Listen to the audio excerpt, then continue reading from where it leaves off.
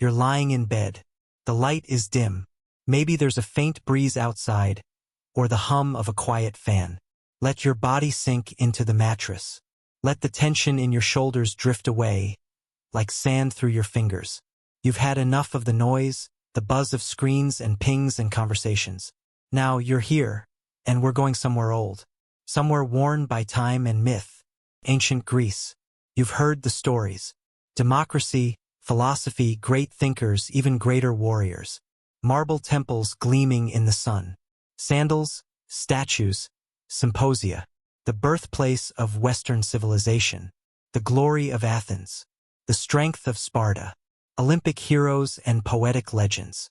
But tonight, forget the legends. Because you're not stepping into a myth. You're not Socrates or Alexander. You're not a god descending from Olympus. You're just you. And you've just woken up on a scratchy straw mat in a cramped mud brick house somewhere outside Athens, around 430 BCE. The air is stale and warm.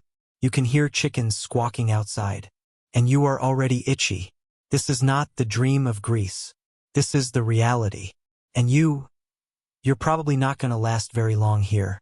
Before we take you through your first exhausting, uncomfortable, and culturally confusing day in the ancient world, take a moment. Dim the lights, breathe slow, and if you haven't already, hit that like button and subscribe. Comment below. Tell me where you're watching from. I read every one before I drift off myself. Now let's begin. Oh, you wake to the sound of goats. Not the chirping of a phone alarm. Not the gentle hum of traffic in the distance. Just a bleating goat and a loud clatter of pottery somewhere outside. The still dark. The sky beyond the wooden shutters is a deep gray blue. But the city is already stirring. You are in Athens, around 430 BCE. And no, this isn't the Athens of statues and speeches. This is your Athens. Small, dusty, loud, and already a little sweaty. You sit up. The mat beneath you is stiff, stuffed with straw. There's something crunchy under your hip. You hope it's just straw. You scratch your leg and feel the dry irritation of last night's mosquito bites. No mosquito nets here. Just skin, linen, and luck. Your back aches. There's no mattress. No pillow. Just a worn, woven cloth rolled beneath your neck. It smells faintly of old olive oil and the dusty air of your one-room house. You share this space with your siblings, or cousins, or possibly even your grandmother. Privacy is not a concept that exists in your world. You reach for the clay jug of water near your bed. It's lukewarm, cloudy. You take a sip and try to ignore the taste. The amphora hasn't been cleaned in a while, and you're pretty sure something floated in it last night. You drink anyway. You have no choice. Outside, the sounds grow louder. Chickens, barking dogs, people shouting. Not angry, just loud. It's the only volume they know. You shuffle to the doorway and push aside the cloth that hangs over it. A breath of air hits your face. It's not fresh. It smells like earth, animals, people, and something else you don't name. Your feet are bare. The floor is packed dirt. You stub your toe immediately. The first thing you notice, beyond the noise, is the dust. It's on everything. Your arms, your legs, your clothes. Even your eyelashes feel gritty. No showers. No soap bars. You'll rinse yourself off later, maybe with cold water from a communal fountain. Maybe. Breakfast isn't waiting for you. You'll have to find it. Likely a chunk of yesterday's bread. Hard as pottery and a little moldy at the edge. You scrape it off. Dip it in olive oil. Chew. It's dry, flavorless. You miss toast. You miss butter. You miss coffee, though you don't even know what that is yet. Your chiton, the tunic you slept in, is the same one you wear all day. It's wool, not cotton. Heavy. Scratchy. There's a clasp near your shoulder that's poking you. If it comes undone, your tunic falls completely open. You don't have spare clothes. You have this. Maybe another if you're lucky. No underwear. As you adjust the cloth and step outside, a stray dog eyes you. Its ribs show. It limps slightly, tail low. You try not to make eye contact. Animals here aren't pets. They're scavengers, survivors, just like you. The street is narrow, uneven, and filled with life. Women carry jars on their heads. Children run barefoot.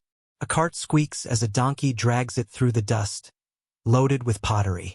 The man driving it shouts something, curses, spits on the ground. Everyone spits on the ground. There is no silence. There is no personal space. And already, the sun is rising over the hills, bringing with it the promise of another dry, difficult, deeply unremarkable day. You think about crawling back inside, back to your mat, your jug of cloudy water. But there is work to be done. Always. No one cares if you slept badly. No one cares if your back hurts. Life here does not pause. It only moves forward, like a mule on a worn path, slow and indifferent. You begin to walk, and the day has barely begun. You decide to wash, not because you feel refreshed, not because you want to start the day clean, but because the layer of dust clinging to your skin is starting to feel like a second garment. And your armpits, well, they've been marinating all night under wool. It's time. There's no sink, no faucet, no soap. Hygiene in your world is a mixture of habit, superstition, and effort. You grab a small clay jar, scoop out a bit of olive oil mixed with ashes and crushed herbs, and smear it on your skin. Then you scrape it off with a dull metal blade, a strigil. It doesn't lather. It doesn't foam. It just pulls off the top layer of grime, oil, and maybe some dignity. Your skin tingles afterward, not in a refreshing way, in a raw way. To rinse off, you walk barefoot to the public fountain. It's about 10 minutes away. Every step kicks up more dust. By the time you get there, your feet are darker than before. The fountain trickles into a stone basin. You crouch and splash yourself, careful not to use too much. Water is precious. Clean water is even more so. There is no shampoo. You run your fingers through your tangled, itchy hair, hoping the olive oil worked its magic. Didn't. Your mouth tastes sour. There's no toothbrush, no mint. You chew on a stick, literally a frayed piece of wood. Kind of helps. Maybe. You rinse with more of the tepid fountain water, then spit into the street like everyone else. There's something comforting about the communal nature of it all. Everyone smells. Everyone sweats. You're not worse, just normal. Then nature calls. There's no bathroom in your house. Or anyone's house. You head to the nearest public latrine. A long bench with holes side by side, no walls between. Privacy isn't part of the process. You do your business beside strangers. You don't look left or right. There's a sponge on a stick. It's for cleaning yourself. It's shared. You try not to think about it. Sometimes people just go in pots. Or in alleyways. Or in the hills outside the city. And when it rains, which it rarely does, everything runs downhill. The smell reminds you of that constantly. You step over something questionable on your way back and try not to gag. Now your stomach is hurting. But there's no pharmacy. No painkillers. No friendly bottle of antacid. If you get sick, your options are herbs, prayers, or leeches. Or all three. Maybe you'll visit the healer. Maybe he'll bleed you. Or recommend sleeping beside a sacred dog. A cut could kill you. An infected tooth could spread poison through your blood. Childbirth is a gamble every single time. And if you're older than 40, you're already rare. Most people don't live long enough to feel old here. You know nothing about bacteria. You just know that sometimes wounds fester, and sometimes people don't wake up. You chalk it up to bad air. Or angry gods. Or both. The good news? Nobody expects much. If you smell bad, you blend in. If you limp from a past injury, so does half the street. If you have lice, well, who doesn't? And you do. You definitely do. You feel one crawl behind your ear. You scratch. It bites back. Still, you carry on. Because that's what everyone does. There are no alternatives. There's no escape from your body. It aches, it sweats, it suffers. And no one's gonna fix it for you. But at least you're clean. Sort of. For now. Until the dust settles back onto your skin. Which should happen in about 3 minutes. You've managed to wash, eat, and survive the first hour of daylight. Now comes the next question. What are you actually allowed to do? Well, that depends entirely on one thing. Are you a man? Or are you a woman? Let's say you're a man. Congratulations. You can go outside without raising eyebrows. You can visit the agora, the public square, to gossip, barter, maybe even argue about politics over some watered-down wine. You can take part in public life. Vote if you're a citizen. Hold office if you're respected. Sit in the theater and pretend to understand a tragic play about hubris and fate. But that freedom comes with expectations. You're supposed to be tough, stoic, loud, smelly, sure, but also assertive. If you don't participate in public life, you're suspicious. Maybe weak, maybe lazy, maybe you're just not man enough. Now let's rewind. Let's say you're a woman. Things change. Drastically. You stay home. That's your place. The oikos, the household. It's your job to manage it.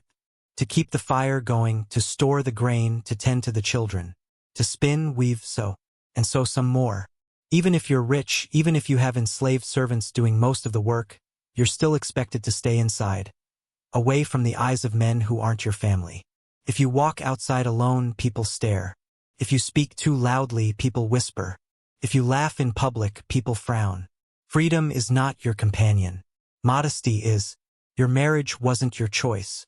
You were likely married off at 14 or 15, maybe younger, to a man twice your age. He was chosen by your father, because marriage here isn't about love. It's about alliance, land, and children. Mostly sons. You don't own property. You don't vote. You don't have legal autonomy. If your husband dies, your closest male relative decides your fate. Maybe he marries you off again. Maybe he keeps you in his house, a living symbol of continuity and control. You want education? That's rare. If you're lucky, you learn to read a little, write your name, count coins. But philosophy, science, politics, those belong to the men. The world of thought isn't made for you. Of course, there are exceptions. The courtesans, the hetairai, highly educated women who attend symposia, perform poetry, entertain powerful men. But don't be fooled. Their status depends entirely on how useful or beautiful they are. It is not freedom. It is performance. And if you're enslaved man or woman, there are no roles for you except the ones you're ordered into. You clean, cook, carry. You sleep on a mat or not at all. Your body belongs to someone else. Your fate is a line of decisions you don't get to make. It's easy to look back and admire the architecture, the art, the legacy of Greece.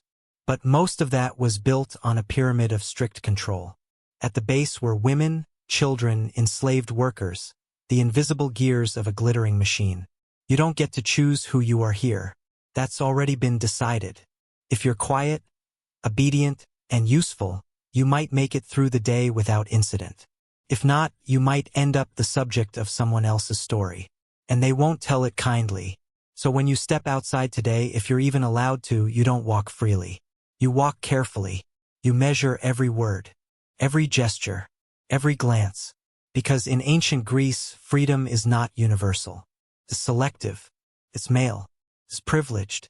And unless you're all three, you walk in shadows. There's no such thing as a slow morning here. No gentle easing into the day. The sun climbs fast, and so does the expectation that you're already busy. You work. Everyone does. From the moment you're strong enough to hold a tool, you're part of the machine. If you're idle, you're suspicious. If you're rich, you're expected to supervise others who are working for you. If you're poor, you do it all yourself. Let's say you're a farmer. That's the most common path. Your land is small, a few acres, maybe less. The soil is rocky, the sun unrelenting.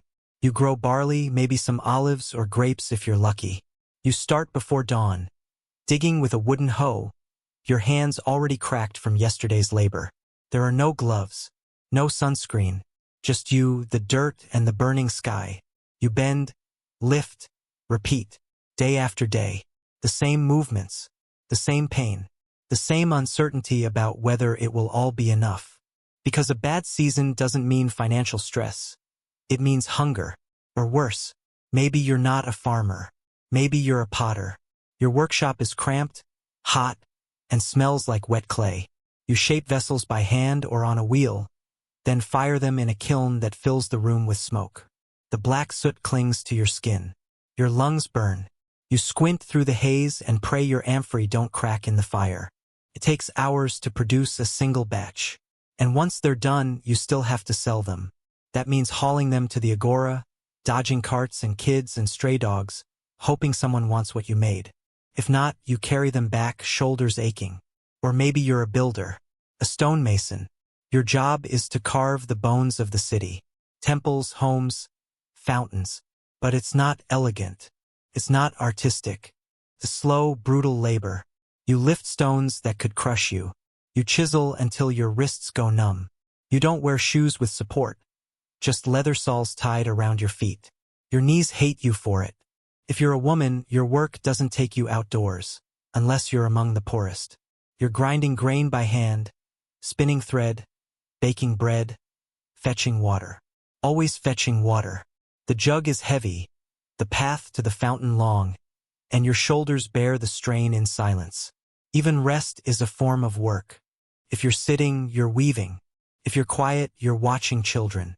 If you're lying down, you're probably still doing something, mending, folding, preparing. And if you're enslaved, your labor never ends. You rise before your master. You sleep after them. You are a constant motion, chopping, lifting, scrubbing, serving. Your hands belong to someone else. Your time is not your own. You might be sold tomorrow. Or not. You'll know when it happens. There are no weekends. No holidays, not unless they're tied to a religious festival. And even then, you might still be working, just with more wine in your system. Celebrating isn't resting. It's just a temporary shift in tasks. At night, you're exhausted. But there's no ergonomic chair to collapse into. No sofa. No tea. Just your mat. The same one you woke up on. Your back hurts. Your hands throb. Your eyes are heavy. And tomorrow will be the same. Because here, in ancient Greece, work isn't something you do to get ahead. It's what you do to survive. You're coughing. Just a little at first. Then more. It's dry. Then it's not. Something heavy sits behind your ribs. Your nose runs. Your throat burns. And there's a pounding behind your eyes like a hammer against stone. You're sick. In your world, that's a serious problem. There's no clinic to visit. No medicine cabinet. No hotline to call. You don't even know why you're sick. The idea of bacteria, viruses, those things don't exist here. Theories of disease float somewhere between bad air and divine punishment. You lie on your mat. Sweat clings to your chest. The smell of your body, unwashed and feverish, fills the room. Someone suggests garlic. Someone else says you need to sleep in a temple. If you're lucky, you get a visit from a healer. He's not what you'd call a doctor. More of a blend between herbalist, priest, and philosopher. He listens to your breathing, looks at your tongue, sniffs your sweat. He declares your humors are out of balance. The humors, black bile, yellow bile, phlegm, blood rule your health. Too much of one, and your body falls into chaos. The solution, maybe a potion, maybe diet, maybe, unfortunately, bloodletting. He pulls out a knife, not a surgical tool, just a blade, dull from use, rinsed in water, not cleaned. He opens a vein in your arm. You bleed into a bowl. It stings. You feel faint. He says that's good. It means the poison is leaving your body. Then he wraps the wound with a bit of cloth and tells you to rest. Maybe eat some figs. Maybe avoid cheese for a few days. Definitely don't bathe. That's a bad idea, he says. It'll open your pores to more illness. You stay inside. You shiver beneath a thin wool blanket. You whisper prayers to Asclepius, god of healing. Maybe someone brings a small token to his sanctuary. A carved leg if your leg hurts. A sculpted liver if it's your insides. Offerings line the temple floors, each one a desperate plea. In more serious cases, you're sent to the temple itself. You lie among the sick and hope the sacred dogs, kept there by priests, lick your wounds in the night. That's supposed to help. Sometimes it works. The body heals itself. The fever breaks. You wake up drenched in sweat, weak but breathing. Sometimes it doesn't, and no one knows why. Toothaches? The solution is simple. Removal. A strong hand, a short prayer, and a long scream. There's no numbing, no sterilization, just a tool, a hook, a wedge, and someone bracing your shoulders so you don't thrash too hard. Broken bones are splinted with sticks and cloth. Deep wounds are closed with thread, if at all. Burns are treated with oil. Infections are treated with hope. If you're a woman in labor, the danger multiplies. There are no ultrasounds, no prenatal care, no understanding of what's happening inside your body. If the baby turns the wrong way, if the bleeding won't stop, if something ruptures, there's nothing anyone can do. You lie on a mat, surrounded by other women, praying it ends quickly. The screams of childbirth are common, and so is the silence that follows. Those who survive wear their scars for life. Death is a neighbor, always close, always familiar. You don't talk about it too much, but it's never far from your thoughts. One cough, one infection, one accident, and you might be gone by morning, buried with coins on your eyes, if your family can afford it, or left in a shared grave if they can't. There are no second chances, no prescriptions, no cures. You breathe slowly, eyes closed, and hope today isn't your last. Because here, in ancient Greece, you don't get better. You just stop getting worse. Until you don't. His name is Cleon. You won't find him in any scrolls. No statues bear his likeness. No myths mention him. He's not a philosopher, not a general, not even wealthy. He's just a man, an Athenian, living, working, aging, mostly unnoticed. Cleon wakes up every morning just as the light breaks over the hills. He's in his late 30s, though he looks older. The sun and dust have carved his face like a stone relief. Deep lines, cracked lips, a rough beard streaked with gray. He used to work the land, but a bad fall from a cart crushed part of his hip. Now he limps. Farming's not possible anymore. So he makes sandals. Not glamorous, but steady. His stall sits near the edge of the agora. Not in the middle, those spaces are for louder men. Cleon doesn't shout. He waits. His fingers are thick, strong, slow. Years of pulling leather through holes, shaping saws, hammering nails into curves. He doesn't talk much. When he does, his voice is low, rasped from inhaling dust and dye fumes. He lives with his wife, a quiet woman named Damaris. They married when she was 13. He was 26. That was normal. They have 2 children, 1 boy, 1 girl. The boy helps him at the stall, fetching scraps, chasing off dogs. The girl stays with her mother, learning to spin thread with blistered fingers.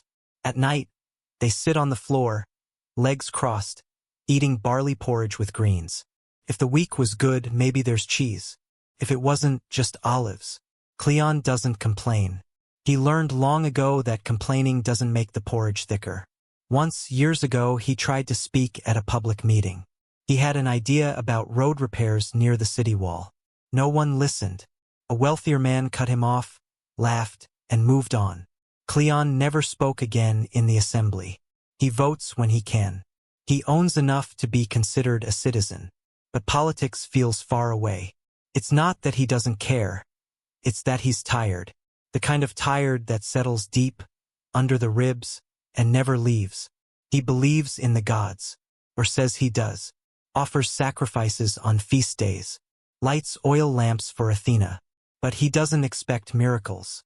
He just hopes the roof doesn't collapse this winter. Sometimes, on quiet nights, he walks to the edge of the Acropolis and looks out. The lights from torches flicker below like stars caught in branches. He listens to the wind, dry, cool, carrying the distant sound of a flute from some upper-class party he's not invited to. He doesn't envy them. Not really. Just wonders what it feels like to sleep without worry. To wake up and stretch your legs without pain. To eat until you're full. He dreams sometimes. In his dreams, he's young again. Running. The limp is gone. His hands don't ache. His lungs are clear. He wakes up before the dream ends. Cleon will never be remembered. His name will fade like the footprints in the agora dust. But he lived, and worked, and tried, and laughed sometimes. And that, in his quiet world, was enough. You don't believe in privacy here. But you do believe in gods. Not just one. Dozens. Maybe hundreds. Major, minor, local, forgotten, the divine are everywhere. Watching, listening, sometimes helping, often punishing. The gods aren't abstract ideas. They walk among your stories, shape your seasons, ruin your harvest if ignored. Every illness, every success, every unexpected accident has a divine fingerprint on it. Your city has its favorite, Athena. Her temple crowns the Acropolis like a crown of marble and pride. But you pray to many depending on your needs. A healthy baby? Ask Artemis. A safe journey? Hermes. Rain for your crops? Zeus, maybe. Or Poseidon, depending who you ask. Everyday religion isn't grand. It's routine. You start the morning with a whispered offering. A few drops of wine on the dirt. Maybe a crust of bread left on a shrine. At market stalls, you see tiny altars smeared with ash and oil. At home, there's a family hearth where Hestia watches. You light it carefully. The flame matters. Rituals aren't optional. They're lifelines. If you skip one, if you forget a sacrifice, bad luck follows. And when it does, no one says coincidence. They say, who did you offend? Festivals break the rhythm of the year. Wild bursts of noise, color, sacrifice, and drunken philosophy. During Panathenea, you might carry sacred olive branches in procession, or watch athletes compete, naked and greased, under the sun. Maybe you cheer for a friend. Maybe you just want the free bread. There's music. There's dance. There's wine, always wine. Drunk men shout verses at the sky, pretending to be Dionysus himself. But even joy is bound by structure. The gods are generous, but easily insulted. A wrong word, a broken vow, a misstep during a procession, and you've cursed yourself. Or worse, your family. Temples are beautiful from afar. Gleaming columns, perfect lines. Up close, they smell like sweat, smoke, and blood. Sacrifices aren't symbolic. They're literal. Goats, pigs, cattle, led to the altar, slaughtered, offered. The smoke rises toward Olympus. You stand in the crowd, the scent of roasting meat mixing with incense and the sharp tang of iron. If you're lucky, you get a bite. You don't question it. You don't doubt. Even if you're not sure the gods are real, you act like they are. Because everyone else does. And because what if you're wrong? There's no confession, no forgiveness, just ritual, repetition, appeasement. You give to get. You sacrifice to survive. When something goes wrong, a fire, a miscarriage, a flood, you search your memory. What did you forget? What vow did you break? You make another offering. Promise more. Swear to be better. It's not personal. It's transactional. Like most things here, at night you dream of omens. A crow lands on your roof. A snake crosses your path. The gods speak in riddles and symbols. You visit a priest. He interprets. For a fee. There are oracles, of course. The most famous at Delphi, where Pythia breathes vapors and speaks in fragments. But you'll probably never go. Too far. Too expensive. And besides, you already know what the answer will be. Do as the gods say. Or else. Still, there's comfort in the rhythm. You don't understand why the world turns. But you know your place in it. Light the flame. Spill the wine. Kneel when required. Celebrate when allowed. And keep the gods on your side. Because if they turn against you, no one else can help. Your stomach growls again. You've already eaten today barley bread and maybe a handful of olives. But hunger isn't something that waits politely in ancient Greece. It lingers, hums in the background of your day like a constant, low murmur. Food here isn't about pleasure. It's about fuel, survival. You don't count calories. You count bites. And even that depends on the season, the harvest, the generosity of the gods, or the market. The staple of your diet is barley.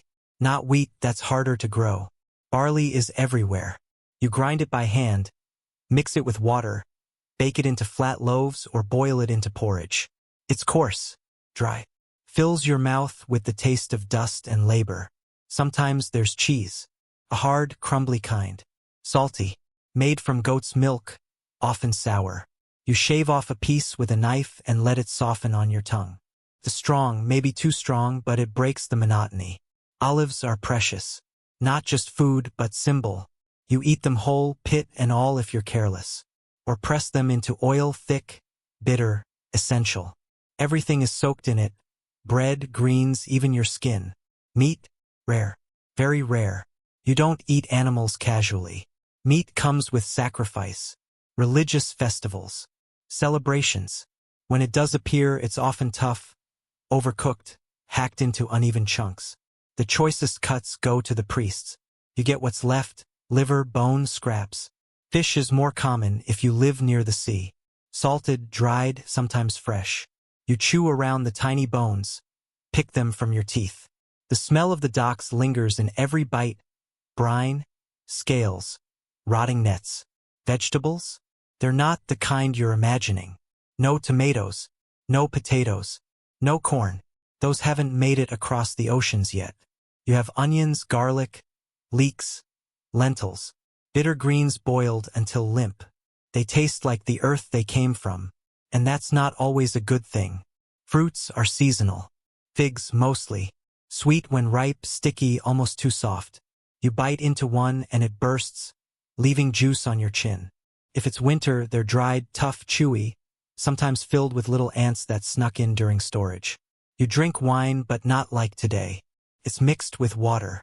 Always. Straight wine is barbaric. You dilute it, sip slowly, and hope it covers the taste of whatever was floating in the amphora. And yet, for all the simplicity, meals have rhythm. You eat with your hands. You share from communal bowls. You sit on the floor or recline if you can afford it. Meals are social, even poor ones. There's conversation, sometimes music, often loud chewing. For the wealthy, food can be indulgent. Exotic spices from trade ships, honey-drizzled cakes, roasted birds stuffed with herbs. But even those feasts are fleeting, rare moments among long, dry stretches of the same three things: bread, olives, wine. There is no abundance. Only enough if you're lucky. And if you're not, you go hungry. You go to bed with a hollow ache. You chew your fingernails and dream of boiled beans. No one asks what you're craving. No one makes midnight snacks. You eat what you have when you have it. And you give thanks. Because tomorrow you might not have that. Let's say something goes wrong. Someone steals your goat. Someone insults your honor. Someone cheats you in the market. What do? You don't call the police. There are no police, not the way you know them. In Athens, there are Scythian archers. A group of public slaves used to keep order in crowds and drag the disruptive out of assemblies. But they don't patrol streets. They don't investigate crimes. They don't knock on doors. Justice here is personal. If you're wronged, you handle it or you take it to court. And even that is complicated. First, you have to make your case. Literally. Write it yourself or pay someone to write it for you. There are no prosecutors. No lawyers as you'd recognize them. Just orators, professional talkers who sell you their voice. If you're not good at speaking in public, too bad. That's how the system works. The courts are loud. Open air. Hundreds of jurors, citizens chosen by lottery that morning, sit on stone benches and listen. There are no judges. No one to silence you when you ramble. No one to object to dirty tricks. The louder and more emotional the speech, the better. Truth? It helps, but it's not everything. Rhetoric is king. Tears work wonders. The jurors vote immediately after hearing both sides. No deliberation. Just a quick drop of a pebble in an urn. One for guilty, one for not. Majority wins. That's it. And if you lose, the punishment depends on the crime and your status. If you're a citizen, the system gives you some slack. Fines are common. Sometimes exile. If it's serious, like treason, sacrilege, or murder, you might be sentenced to death. But even that isn't swift or clean. Execution often means hemlock. A slow, bitter poison. You drink it yourself. Sit and wait for your muscles to freeze one by one. First your feet, then your legs, then your lungs.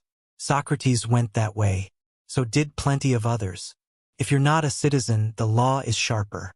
Enslaved people can be tortured for testimony. Not because anyone enjoys it, though some do, but because their word means nothing unless beaten out. A confession without pain is considered worthless. You might be whipped, burned, mutilated, or worse, just so someone else can prove a point in court. There are no prisons like the ones you know. No long sentences behind bars. There are holding cells, dirty, cramped, filled with the smell of waste and fear. but they're temporary. Punishment is usually public and quick. A fine, a beating, or a grave. For minor crimes, shame is often the tool. You might be paraded through the streets, flogged, mocked, or banned from public gatherings. Social humiliation sticks, and in a city where reputation is everything, that might hurt more than a wound. Still, not all justice is official. Feuds happen. Retaliation is common. If someone ruins your name, you might take revenge yourself, quietly or not so quietly. Slash tires don't exist, but poisoned figs do. And no one likes a snitch. Trust is a rare commodity. You rely on reputation, not enforcement. People are careful with their words, careful who they cross, because the line between insult and indictment is thin. One wrong comment and you're on trial. So you walk carefully, speak slowly, keep your head down, not because you're guilty, but because innocence doesn't guarantee anything here. Justice in ancient Greece is loud, flawed, personal. And once the crowd decides your fate, there's no appeal. The urn has spoken. Night has fallen. The air cools, but it doesn't feel fresh. It's heavy with the scent of oil lamps, burned offerings, and bodies that haven't bathed in days. You sit near the hearth, listening to the creak of the house settling. Someone outside coughs. Someone sings a little too loudly after too much wine. A baby cries. A dog answers. And you think, what happens after all this? You've seen the funerals. You've helped carry the bodies. Wrapped in linen. Anointed with oil. Mouth opened with a coin tucked inside. For Sharon, the ferryman of the dead. The journey to the underworld isn't free. You don't question whether there's an afterlife. You assume it. Everyone does. The dead go somewhere. Maybe to Hades, the shadowy realm beneath the earth. Not hell, not paradise, just endless twilight. Cold fields. Pale faces. Silence. Unless you're special. If you die with honor in battle or as a hero, maybe you ascend to the Isles of the Blessed. A kind of eternal vacation, full of light and music and feasts. But let's be honest. That's not where you're going, or where most people end up. Still, you follow the rituals, because if they're not done right, the dead linger. That's the fear. Not death, but being trapped between worlds. A restless ghost. A whisper on the wind. The Greeks call them ataphostoi, the improperly buried. They knock at doors, cause illness, haunt dreams. So the funeral must be exact. Women lead the mourning, wailing and tearing their hair. The louder the grief, the more honor for the dead. Perfumed oils are poured, garlands laid, offerings burned, bits of food, locks of hair, clay figures. Small things to carry into the next life. And then the burial. Quick, quiet, before sundown. The grave is simple, a mound of earth, a marker, if the family can afford one. Carved stone, maybe a figure etched in relief. The dead reaching out to the living, eyes wide, frozen forever in farewell. But not all dead stay buried. You've heard the stories. Everyone has. About cursed tombs. About necromancers near the borderlands. About the dead who whisper from below, asking for justice or revenge, or just one more bite of bread. You don't go out at night near old burial sites. You leave an extra fig at the crossroads, just in case. You mutter a quick prayer when passing the cemetery. Not out of belief, out of habit, out of fear. Even philosophers, those wise men with their scrolls and smug expressions, they speak of the soul, the psyche, floating free after death, like a breath caught in the wind. Some say it lingers near the body. Others say it returns to the stars. A few say it's reborn, though they can never agree how or why. You lie back and look at the ceiling. Imagine your name carved on a stone. Imagine the coin on your tongue. Imagine walking barefoot through the fields of Hades, trying to remember who you were. You realize, in this world, death isn't final. It's just another kind of waiting. And the dead? They never really leave. You've heard it since childhood. To die in battle is the highest honor. To fall with your shield, not from it. Songs speak of heroes Achilles, Ajax, Leonidas. Their names echo like thunder in marble halls. Statues rise to their memory. Poets weep as they write of their sacrifice. But you're not a hero. You're a citizen soldier. A hoplite, not because you chose glory, because your name came up on the list. Because war is not a matter of if, but when. You don your armor. Bronze breastplate if you can afford it. Otherwise, stiffened linen layered and tied tight across your chest. Your helmet is heavy, the eye slits narrow. You can barely hear through it. Breathing feels like sipping air through cloth. You carry a spear, long, thick, tipped with iron, and a round shield almost as tall as your torso, strapped across your forearm. It weighs as much as a small child. You line up with men, neighbors, cousins, the man who sells figs in the market. You try not to show you're afraid. Everyone is. You shift your weight from one foot to the other, your sandals sinking slightly in the dry soil. Flies buzz around your face. The generals yell. You march, not with precision, with noise, with rhythm, with dust rising in waves. The enemy is close. Not strangers, fellow Greeks usually. Another city-state, another old insult, another struggle for land or pride.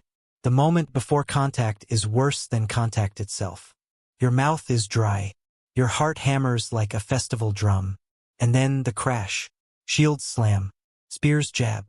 Screams tear the sky. It isn't noble. It's chaos. You can't see clearly. You stab blindly.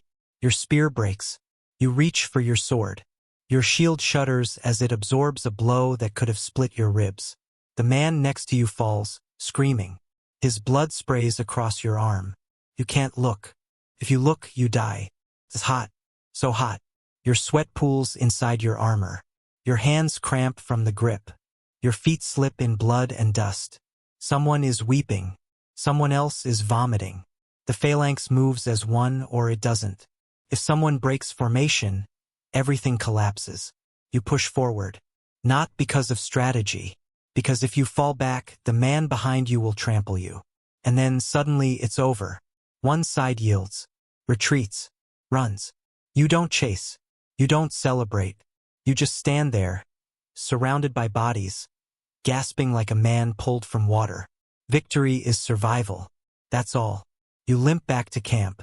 Your arm is numb. Your leg is cut. You're missing part of your ear, though you don't notice until someone points it out. There's no doctor. Just a bowl of wine mixed with vinegar and a cloth to bite while they stitch your flesh. If you're lucky, you go home. Maybe with a scar.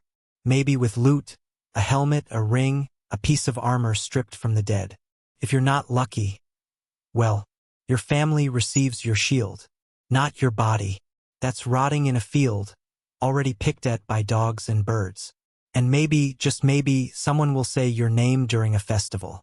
Toast to your courage. Recite a few lines of poetry. Then move on. Because the next battle is coming. And in ancient Greece, glory fades faster than blood dries. The light fades slowly in. Greece. The sun dips behind the hills, casting long golden streaks across stone walls and terracotta roofs. The heat lifts slightly. The streets quiet, not because people are gone, but because exhaustion settles like a second skin. You've made it through another day. You've worked, eaten, washed in some form. Maybe you've prayed. Maybe you've fought. Maybe you've only survived. In this world, that's enough.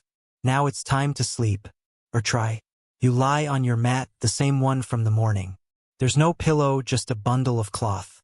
The room is dark, lit only by a flickering oil lamp. Shadows stretch across the walls, soft and slow. Outside, you hear the rustle of wind in dry leaves. A goat bleats one last time before quieting.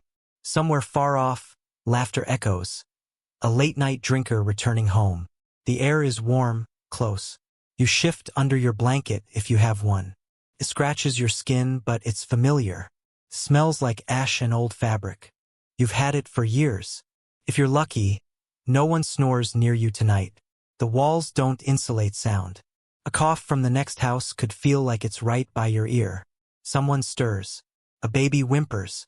You close your eyes and breathe slowly, trying not to focus on anything.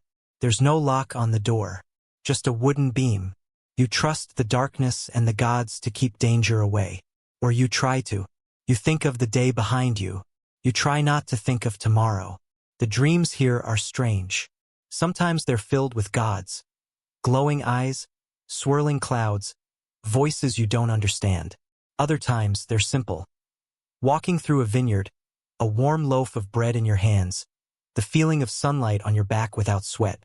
You dream of silence, of a world without dust, without aching feet, without the constant tension in your shoulders. You don't wake up in the middle of the night to scroll through anything. There is no screen, just the ceiling above, made of woven reeds and clay. You stare into the darkness and listen to your own heartbeat. Slow, steady. If the wind is right, it whistles softly through a crack in the wall. A sound like distant waves, even though the sea is far. Sleep is both precious and fragile. Some nights it doesn't come. Your body is tired, but your mind won't stop repeating the sounds of the day. The merchant's shout, the clank of bronze, the echo of sandals on stone.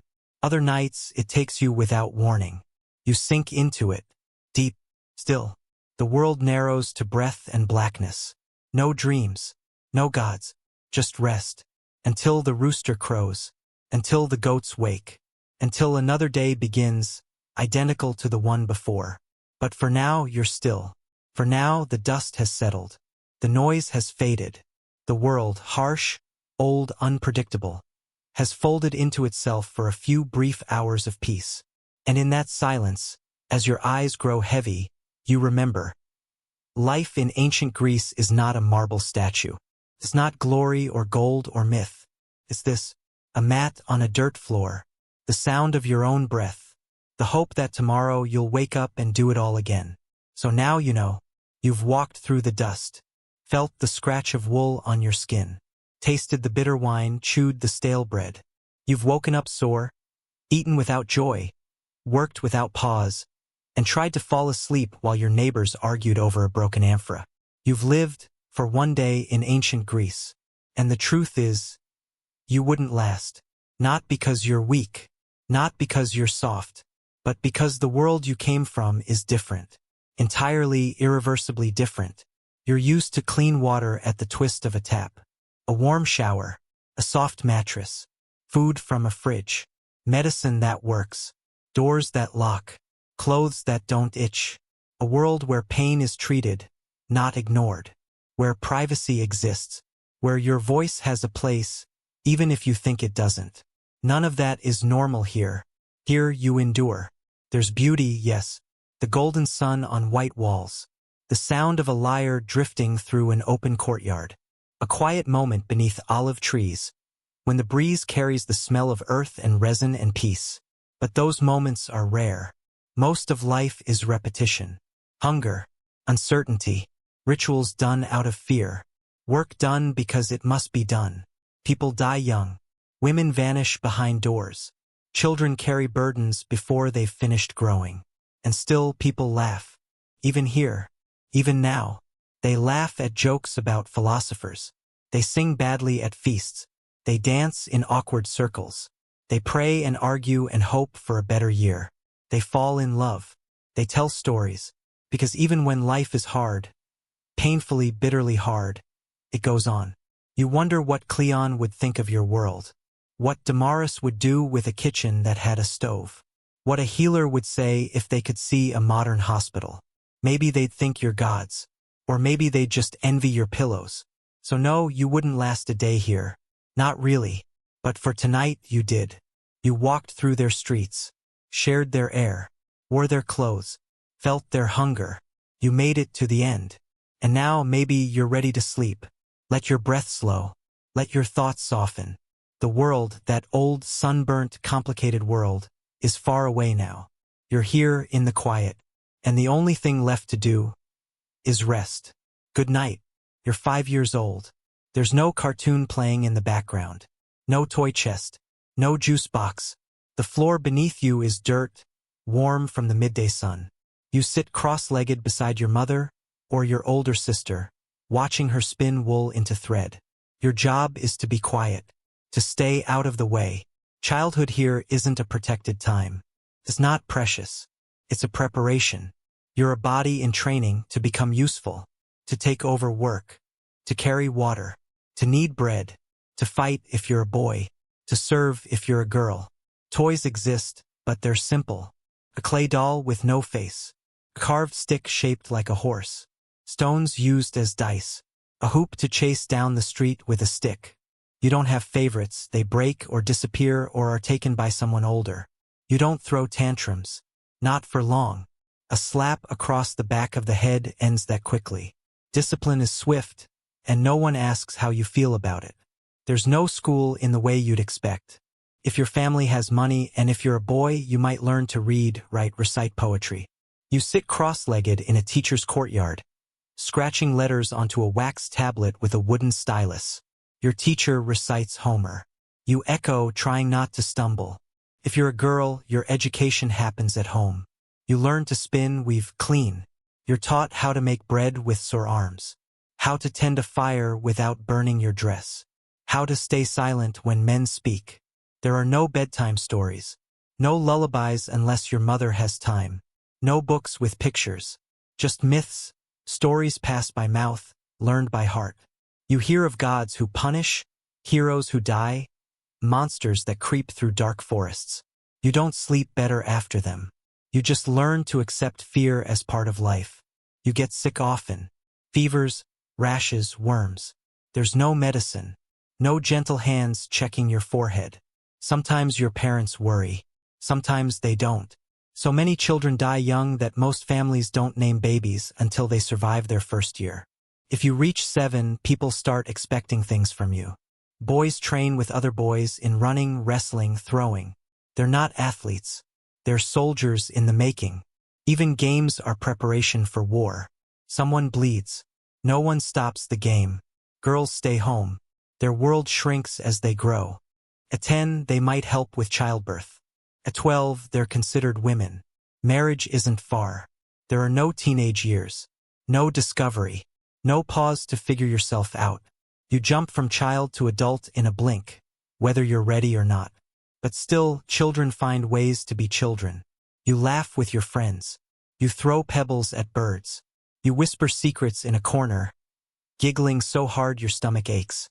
You race barefoot through alleyways, dust clinging to your legs. You steal figs when no one's looking.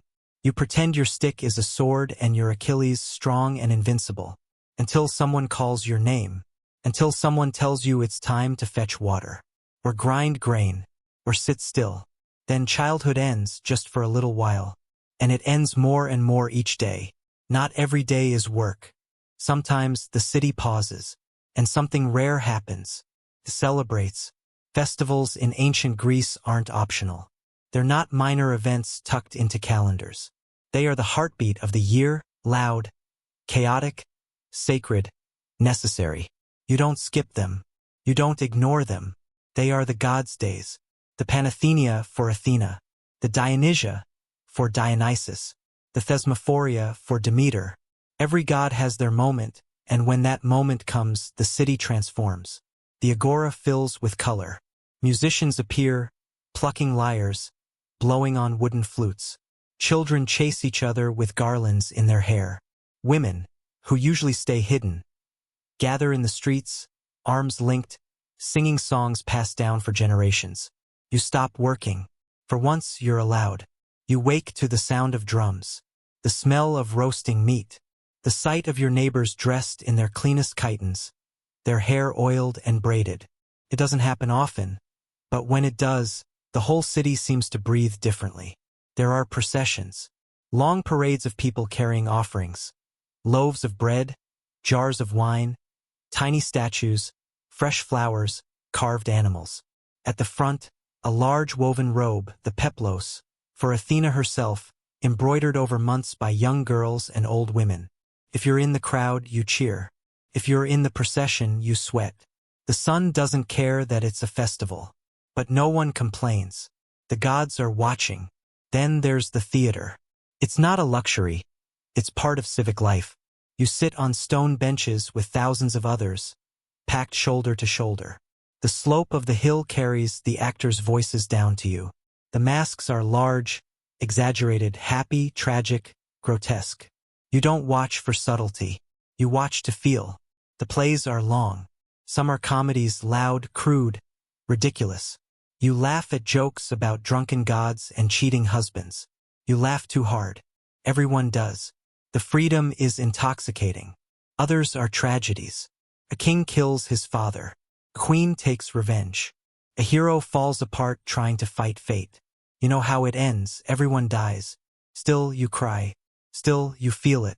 Because it's rare to see other people suffer more than you. In the evenings, during some festivals, there are feasts, real ones. Meat is roasted over open flames. Wine is poured freely. Bread is soft and warm. You dance if you can. You watch if you can't. You forget your cracked heels, your aching back, your debts, your blisters. Just for one night. You don't need fireworks. You don't need lights. The fire in the brazier, the stars overhead, and the music, that's enough. And later, when you stumble home full and warm, you feel something you don't feel often here. Content. But it fades. By dawn, the stalls are open again. The looms are humming. The goats are bleating. Life resumes its rhythm. The festival is over. And it won't come again for months. But for that one day, you remembered what joy felt like. And in this world, that's everything. Not everyone lives in Athens. Not everyone walks crowded streets, listens to arguments in the agora, or passes marble temples on the way to work. For every city dweller, there are many more in the countryside, scattered across hills, valleys, coastlines. Two Greeces. If you live in the city, your world is noise, movement, people passing close, brushing your shoulder, never stopping. You wake to footsteps and shouting. You smell the bread baking 2 houses down. You hear news, rumors, complaints. You know who's in power, who's out, who got married, who fell sick. The city is opportunity, but it's also tension. The walls are close. The air is heavy. Space belongs to those who speak loudest. But if you live in the countryside, you wake to silence, or close to it. Maybe a rooster, the clink of a pail, the whisper of trees swaying, the crackle of a fire being lit. No shouting, no rushing. You step outside and there's space. Fields stretching out, soil turned over in neat rows. Olive trees spaced like sentries. Goats picking their way through dry grass. The sky feels bigger. Time feels slower. You don't talk politics. You talk rain. You don't measure your day by debates. You measure it by light. But don't mistake quiet for easy. Life in the countryside is harder in its own way. You rise with the sun and work until it's gone. You depend on the earth, which doesn't always give back. One bad season can break you. One hailstorm can ruin a year's worth of hope. You make everything. Bake your own bread. Press your own oil. Stitch your own clothes. If your sandal breaks, you fix it. If your neighbor falls ill, you care for them. There are no specialists. No markets overflowing with goods. Just what's grown, what's traded, what's bartered. And yet, there's peace. Your home may be small, but it's yours. You know every crack in the wall, every creak in the doorframe. Your animals know your voice. The path to the well feels like part of your body. Walked so many times, your feet could find it blind. Festivals still happen, but smaller, simpler. A gathering under a tree. A sacrifice, a song, a shared jug of wine. No marble steps, just earth. When you go to the city, if you go, it overwhelms. The crowds, the noise, the smell of too many people in one place. You return home grateful for your solitude, for the stars you can actually see, for the sound of your own thoughts. But if you're from the city and you visit the countryside, you call it quiet, peaceful, but also backward. You miss the chatter, the theater, the constant sense of something happening. Two Greeces. One of words, one of earth, each with its rhythm, each with its burdens. And whichever one you're born into, that becomes your world. You don't visit the other often, because both have a way of holding on. You step inside your home. It's not grand. It's not the white marble palace from paintings or textbooks. It's small, modest, worn. The walls are made of sun-dried mud brick, coated with a thin layer of plaster. In places, it's chipped away, revealing the fragile brown bones beneath. The floor is packed earth. You sweep it daily, but the dust always returns. The doorway has no door, just a curtain or a wooden plank you set in place at night. Privacy is a luxury, not a right. Rooms are shared. Space is negotiated. There are two main sections, the andron and the gynaecon, one for men, one for women. It's not strict unless someone's watching, but the division is there. You feel it in where you're allowed to sit, speak, rest. You walk into the courtyard first. Almost every home has one. An open-air space in the center, where light and air reach the inner rooms. It smells of clay and olive oil. Sometimes herbs hang drying from a beam. Sometimes laundry. Sometimes nothing at all. The hearth is here or nearby. A small flame burns low, tended by habit. It's where meals begin. Prayers are whispered, warmth is made. You sleep in a narrow room. Your bed is a wooden frame with ropes or slats, covered in a straw mattress. If you have a blanket, it's wool. If you have a pillow, it's a luxury. You keep your few possessions nearby, a comb, a knife, a folded cloth, maybe a small terracotta oil lamp. There are no shelves, no closets, just niches in the wall or baskets stacked carefully in corners. You eat in the courtyard or on the floor. There's no table unless you're wealthy. No chairs, just stools, maybe a bench. Plates are clay. Bowls too. The spoons are wood. You eat with your hands when no one important is watching. There are no decorations except maybe a painted pot. A fragment of red figure pottery showing a god or a soldier or someone dancing. Most of the color has faded. The edges are chipped. At night, the house glows from oil lamps. The flames flicker, casting long shadows on the walls. You see the lines of your family's faces in amber light, soft and tired. In summer, it's too hot to sleep inside. The air gets trapped, thick and unmoving. You lie in the courtyard instead, staring up at stars you can actually see. The roof is flat. Sometimes you sleep up there too if it feels safe. In winter, the cold bites through the cracks. You press against the fire. You curl up in layers. You burn olive oil, dried branches, even animal dung if that's what you have. Smoke hangs low in the rooms. You cough. Your eyes water. You live with it. Homes are passed down. Built, rebuilt, patched, repaired. You know every creak, every weak spot, every draft. You don't expect comfort. You expect it to hold. And when you leave, to the market, to the fields, to war, you always return the same way. Through the doorway, past the threshold stone, into a world that is poor and imperfect, and still completely yours.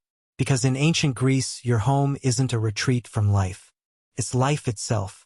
You hear them in the agora. Not merchants, not farmers, not potters or poets. Philosophers. They stand near columns or fountains, hands gesturing, eyes half closed in thought.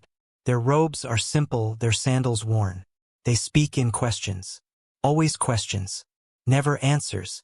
What is justice? What is happiness? What does it mean to be good? You don't stop to listen, not for long. You're busy. You have bread to sell, goats to feed, debts to calculate. But their words catch you sometimes, like dust in your ear. Most Athenians aren't philosophers. They're tired, hungry, focused on now. But philosophy is part of the air here. Not a course in a classroom, a conversation in the street. Anyone can watch. Sometimes, anyone can speak. You might pass a group arguing under a fig tree. One says virtue comes from habit. Another says it comes from knowledge. A third laughs and says it doesn't matter, we all die anyway. That's Diogenes, probably. The one who lives in a jar. Who walks barefoot. Who once, they say, wandered with a lantern in daylight, looking for an honest man. No one stopped him. No one could tell if it was a joke or a lesson. Then there's Socrates. He doesn't write. He only talks. He asks questions until your confidence crumbles. Until you admit you know nothing. He calls this wisdom. Others call it annoying. Eventually, they call it dangerous. Philosophy here isn't about certainty. It's about doubt. What if the gods aren't just? What if the soul is immortal? What if pleasure is the only good? What if reason is? Some seek truth. Others seek calm. Still others seek nothing at all, they just enjoy the argument. But even if you never study it, philosophy finds you. You hear it when your child asks why people die. You hear it when a war breaks out and no one remembers why. You hear it when the market crashes and the poor grow poorer. You think about fairness, duty, fate. The Stoics say accept what you can't control. The Epicureans say enjoy what you can while you can. The cynics say it's all a joke anyway. Philosophy here isn't an escape from reality. It's a tool to survive it. In a world with no certainty, no safety net, no promises. It's something you can carry in your mind when your hands are full of burdens. So when the sun sets and the voices fade, you lie on your mat and think. Not about tomorrow's work, not about your aching back, but about something bigger. You may not find an answer, but you keep asking anyway. Morning comes again. Not for you, not here, but out there in your world. Screens flicker to life. Showers run. Toast pops. But for a moment, maybe you're still holding on to the dust on your feet. The sting of olive oil in your eyes. The silence of a dark room with a clay lamp flickering in the corner. Ancient Greece is gone. Its temples are ruins. The scrolls are fragments. Its language, reshaped and stretched by centuries, is not the one you heard whispered behind doorways. But parts of it remain, like footprints in drying earth.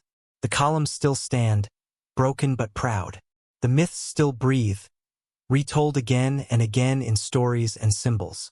The names Socrates, Plato, Aristotle echo through classrooms, libraries, debates, even if few remember what they really said. But the real Greece, the lived one, is harder to find. Not the marble, the mud brick, not the gods, the chores, the hunger, the heat, the noise of ordinary lives lived with no thought of history. Men and women who never dreamed their world would become a myth. And yet, here you are, reaching back, wondering, imagining what it felt like to breathe in their streets, to watch the sun rise over the Acropolis as a farmer ties his sandals, to carry water at dawn, to scratch a name into clay and hope someone remembers it. You may admire their ideas, their beauty, their ambition, but never forget the cost, the slavery, the silence, the short lives, the pain accepted as normal. This was no paradise. It was no museum. It was real, imperfect, harsh, and still human, just like yours. They feared death. They wanted love. They laughed at bad jokes. They burned bread. They got splinters. They fought with their siblings. They cried when no one was watching. And now they are stone, shadow, and echo. But for a little while tonight they lived again. In your mind, in your breath, in the stillness between thoughts. And as you drift into sleep, they fade again. Back into the soil, back into myth, but not quite forgotten. You walk, not to go anywhere in particular, just to move, to breathe, to feel the stones under your feet, smooth from 1,000 years of other footsteps. The sun is low, casting a honey-colored glow over the walls. Cicadas murmur in the olive trees. Dust floats gently through the air, stirred by your passing. You pass a potter's stall. He nods, hands covered in clay. A row of half-finished jugs sits drying in the sun. Each one a little crooked, each one honest. Children chase each other down an alley, barefoot, laughing in bursts. Their tunics flap like sails. A woman scolds them gently from a window above. Her voice is firm, but not angry. A dog sleeps in the shade of a fig tree. Its ribs show, but its eyes are peaceful. You step around it quietly. It doesn't stir. A man plays a reed flute in the corner of the square. The notes are soft, imperfect, beautiful. No one claps. No one pays. He isn't performing. He's just playing. You pass a temple. Not grand. Not empty. A small one, cracked walls, faded paint. Inside, a single clay figure of a nameless god or spirit. Someone has left a flower. Another a coin. You add nothing. Just a glance. Just a pause. The scent of herbs drifts from a kitchen, thyme, garlic, maybe mint. Someone is grinding them with a stone. Preparing dinner. Nothing fancy. Just what they have. You keep walking. Past doorways hung with cloth. Past stones worn smooth by hands that leaned on them. Past lives unfolding in silence, in labor, in ritual. Not written down, not remembered, just lived. You pass a man repairing a sandal. He hums to himself, a tune that no one taught him. It's old, like the stones, like the stories, like the gods. And then you stop. Not because you've reached the end, there is no end here, but because the light is fading. The air cools. A breeze tugs gently at your sleeve. And for the first time in a while, you feel quiet inside. You've seen the day, the work, the prayer, the breath between moments. You've heard their voices, watched their shadows. And now it's time to leave. But don't rush. Stay here a little longer. Let the stones remember you. Let the sky grow dark. Let the past rest just for tonight.